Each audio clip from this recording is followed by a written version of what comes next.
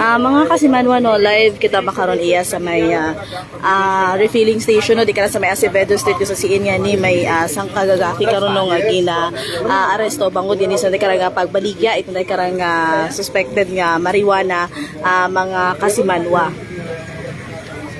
Atid lang, atid gano'n. Pag gustong puntahan siya, punta ka lang dito sa refilling station. Yes, sir. Na hindi siya na monitor ng may-ari nitong water refilling station. Well, I have not talked with the owner or manager of the water refilling station, but siguro sir hindi siya masyadong napapansin because yun nga, very discreet din naman talaga yung mga galaw nitong mga tao. Siya matagal-tagal na rin empleyado ng water refilling station siya? Sir, I have yet to know kung matagal na siya dito. Since selling po itong subject natin, ano po yung mode of transaction, sir? Yung mode of transaction niya is mostly yung ganito, yung palitan, I mean pagkaliwaan. Kung saan yung transaction area, at pag nagpalitan na ng item, saka yung pera. So, ganun po. Anim sir na sachet. Anong tawag doon sir? Bando-bando? Anong tawag doon? Well, yung ating pong buy-bust item, actually yung term namin is transparent plastic pack of containing suspected marijuana. Magkano naman sir yun? Yung isang box na yan? Pero yung sa buy-bust item po natin is amounting to 1,000 pesos. No? Kaya medyo malaki yung sachet, yung pack, no? Siguro ito more or less siguro nasa 10 grams po yung bigat noong buy-bust item plus upon body search may na-confiscate pa rin po tayong additional 5 packs of containing suspected dried marijuana. Gumagamit din ng suspect sir dahil may pipa at recover Yes po, makita naman po natin meron siyang glass pipe na posibleng ginagamit na while naka-break siya sa trabaho. And that is actually our monitoring. No? During lunchtime at naka-break siya, doon siya gumagamit. Okay. Aside from selling. Pag gumagamit kasi maabo yung marijuana, di ba? Saan lang? Dito lang? Sa tabi-tabi lang sir? Hindi naman dito sa mismong establishment but around meron na Naghahanap medyo siya naman ng area. patago. Grabe ah. Sir, kanina nang ikinasa itong operation ninyo, anong ginagawa ng subject natin? Well, prior to dun sa actual transaction, before yung palitan ng pera tsaka ng suspected marijuana, andito lang siya, syempre, yung regular work niya. Walang customer that time, sir? There was no customer during the time. Estudyante pa po ito sir, hindi na nag-aaral. Hindi na siya nag-aaral according sa kanya is graduate siya ng high school. Ma-estimate natin sir kung ilan yung kabuuang halaga, market value nitong mga na-recover natin na. Sa kabuuan sir, including the buy-bust item and the recovered pieces of evidence during body search, siguro sir more or less 35 grams amounting to 7,000 pesos. Because yung the prevailing price sa market po natin, sa merkado natin, dito sa labas, yung per gramo ng marijuana is ranging from 150 pesos to 200 pesos. Source, pwedeng malaman kung saan kumukuha itong subject. Still, the source is not coming from the province of Aklan, no? Ganun pa rin po sa ating monitoring, nanggagaling talaga siya sa labas sa probinsya. Parang kapis, Iloilo, parang gano'n sir. Yes, probably. So, thank you sir ha, sa information po sa amin dito sa amin. Maraming salamat po and mabuhay tayo. Thank you so much sir. Congratulations again sa tropa ng ating PDEO.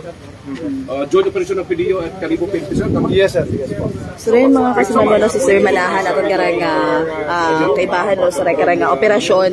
So dai karang ginpati ngayon nga buy-bust operation sa dai karang 21 years old mga kasimanwa no nga nadakpan dito dai karang suspected marijuana. So sa siin nga ni sa pag-body search no itaton karang mga otoridad hay nabuan pa imo kara italima karon ka sa sachet ita suspected marijuana mga kasimanwa aga sambilog karon ka sa sachet no nga nagabalor karon sa 1,000 karon nga buy-bust money mga kasimanwa bali imaw dai karang suspect nga ra hay dishwasher imaw sa sambitan karon nga refilling station nga ra mga kasimanwa ag makaron hay hadakpan nga ni imaw ra itaton karang nga mga kapulisan.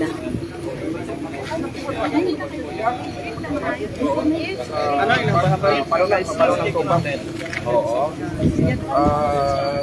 Ako makota nga imura.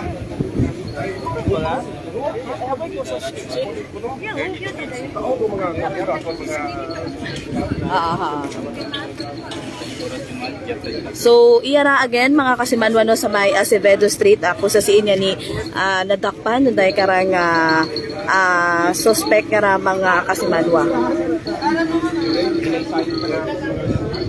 So, aton karang usuyon no, ro tag-iya itong daya karang refilling station mga kasimanwa.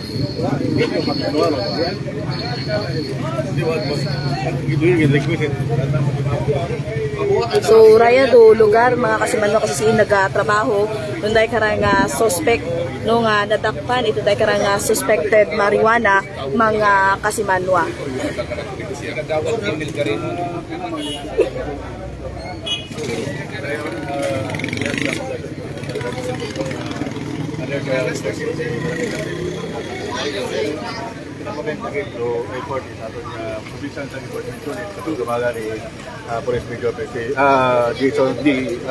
Manahan.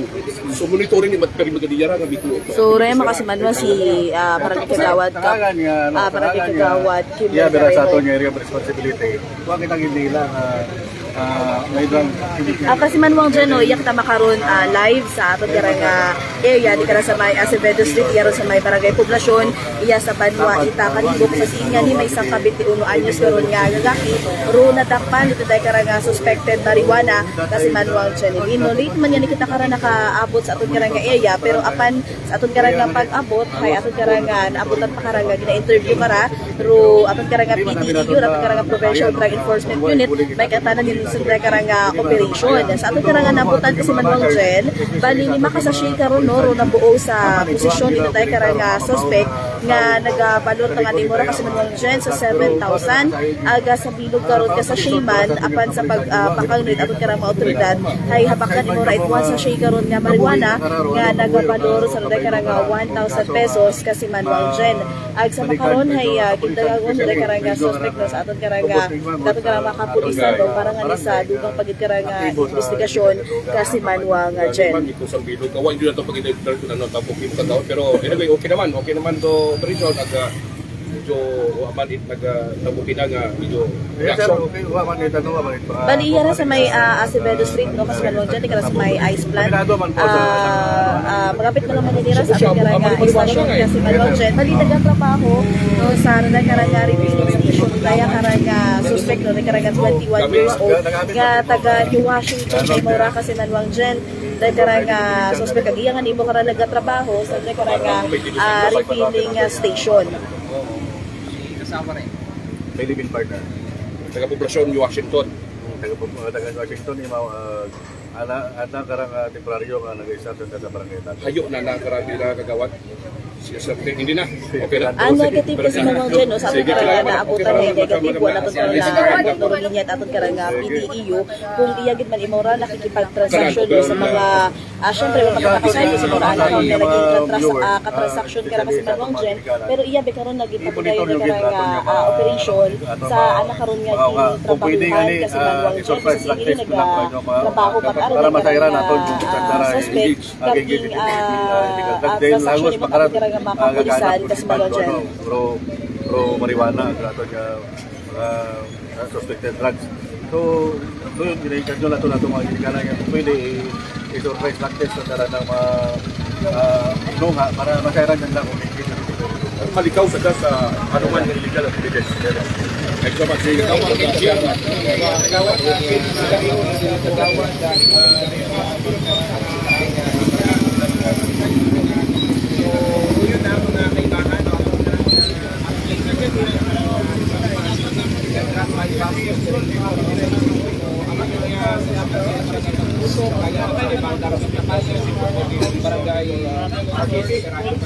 Yes, kasi manwang dyan actually bukas naman yung nag-ooperate aron tayo karang refilling station sa CNN, pati kayo na tayo karang operasyon it atong karang PDEU kay bahan man atong karang Kalibo PNP may ang tanan sa day karang operasyon kasi man dyan bukas aron day karang refilling station nagdikarat ang ani mismo man nagtrabaho ro day karang suspect nga 21 years old ang dishwasher imo yara kasi man dyan akas atong karang initial information pa lang man doon kasi man dyan atong karang nabuo so atong karang i-update or mga dugang karon nga detalye sa atong karang mga otoridad sa atong karang Kalibo PNP may ang tanan sa day karang bypass operation.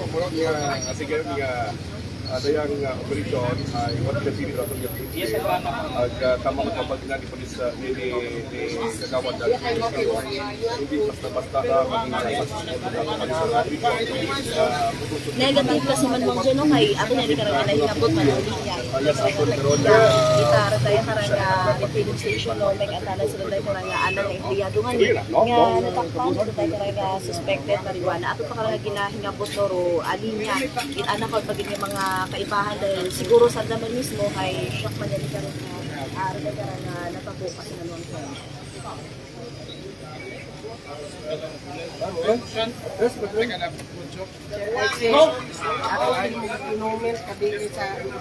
Bali, sa atong karanga initial information kasi balik napaklan ita sa kasashay karanga marijuana dahil karanga suspect apan sa body search mo kanay atong karanga mga otoridad hinabuan pag hindi mo right 5 karon ka mga sachet kasi manuwang dyan Bakit? Ikaw mag-ayos ko, ako gagawa pa rin yan. Iba na yan.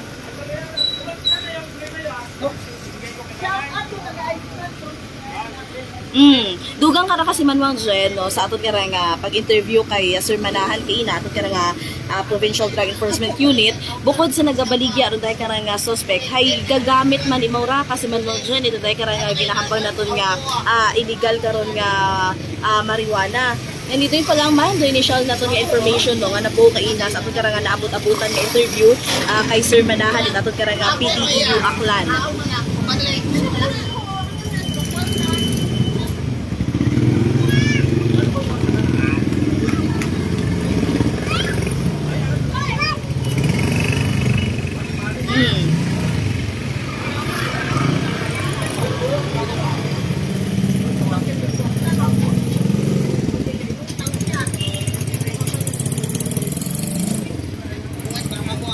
Negative kasi manwang dyan kasi sa aton karang pag-abot sa lugar ay patapos siya ang ani karon do interview no dali man si Sir Manahan ito kaina kasi nga ni hay nagahabol man ni Mount kasi gindagagon nga aton karang suspect nga ra it aton karang mga otoridad sa aton karang ginhingabot kina ra aton linyada kung makahabol pa kung interview ka na ay ugaling nagadali man si Sir Manahan so hindi na aton karang aabot-abutan no kung makapa-interview so kaya ito sa pitan karang filling station kung maano ba yan kung ano na pagkakilala sa tayo karang suspect pinapapansin na natapansin sa iba sa nakaroon nga yung iyato nga ramas nga doon Abi na, Cyrus at Akpon. Cyrus pa ko naroon?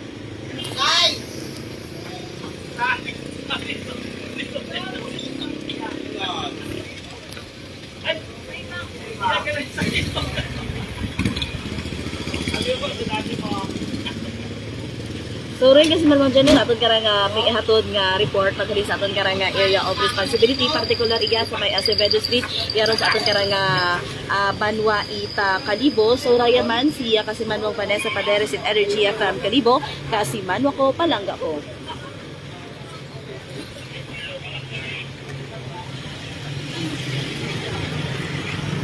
So again mga kasimanwa, gindagagonit at karanga mga otoridad dahil karanga suspect no nga nadakpan nga niit dahil karanga suspected marijuana sa aton karanga initial nga information nabuan karon ita sa apan sa body search it aton karanga mga otoridad ay nabuan karon it 5 ka mga dugang nga sachet it suspected marijuana de karanga suspect habak nga ni mo right one sachet karon nga suspected marijuana mga kasimanwa so gindagagon ni mo right aton karanga mga otoridad sa istasyon no para nga ni sa nagadugang karon nga investigasyon mga kasimanwa so raya si kasimanwang Vanessa Paderes it Energy FM Kalibo kasimanwa ko palangga ko.